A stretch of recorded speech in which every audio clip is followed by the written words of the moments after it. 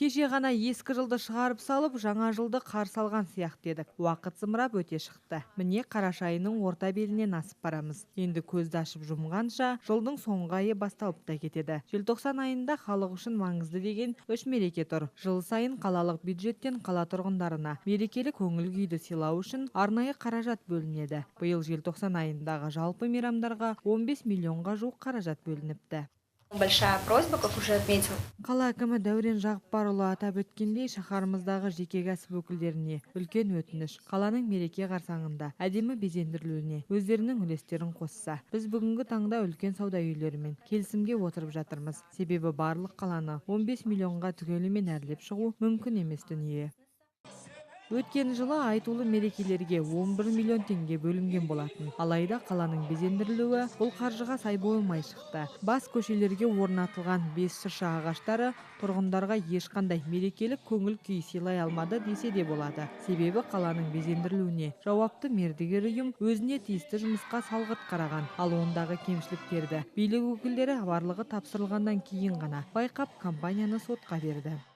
Начаты работы гораздо раньше, чем в прошлом году. Биыл жаңа жылға дайындық ерте басталды. Себебі алдыңғы жылы бұл мәселеге қатысты көп мәселе туындаған болатын. Шыршалар талапқа сай келмеді. Ал осы жылы осы келеңсіздіктерді болдырмауға тырысамыз.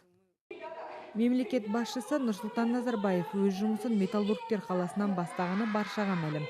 Сондықтан жыл сайын Теміртауда тұңғыш президент күнін атап өтуге айрықша көңіл бөлінеді. Биыл бұл мереке толықтай күрделі жөндеуден өткен тарихи мәдени орталықта облыс әкімі Ерлан Қошановтың қатысуымен өтеді деп жоспарлануда. Ал тәуелсіздік мерекесі қарсаңындағы арнайы мерекелік шара 13 желтоқсанға белгіленді.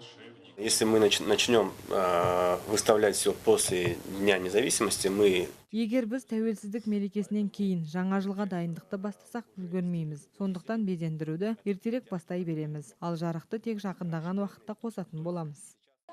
Биыл жаңа жыл қарсаңында қала көшелерінен 5 шырша орнату жоспарда бар. Ең басты шырша тұңғыш президент атындағы тарихи мәдени орталықтың алдында орналасатын болады. Бүгінгі таңда көшелерді безендіруге қажетті заттар сатып алынуда. Өткен жылы алынған шыршалар талапқа сай келмегендіктен қосымша тағы алдырту қажет. Жақын күндері Металлургтер даңғылын безендіре бастайды. Максимально оформить металлургов. Біз ең алдымен Металлургтер даңғылын безендіруді жоспарлап отырмыз. Ротондадан бастап басты шыршаға дейін әдемі етеп жасау жоспарда бар.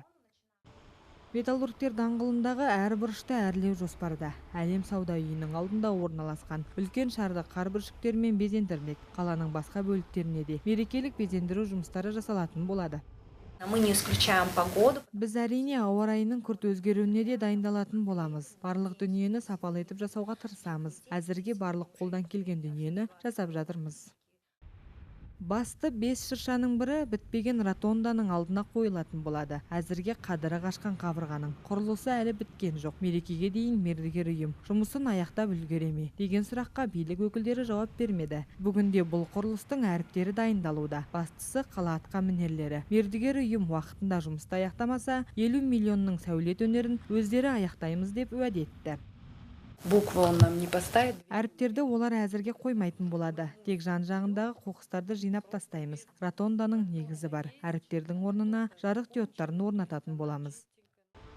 Жергілікті билік жеке кәсіпкерлерді қала көшелерін мереке қарсаңында бірге безендіруге шақырды. Ал тұрғындар 15 миллион қаражатқа жасалған дүние қаңтар айына дейін қаз қалпында қалаға көрік береді тұрады деп үміттенуде.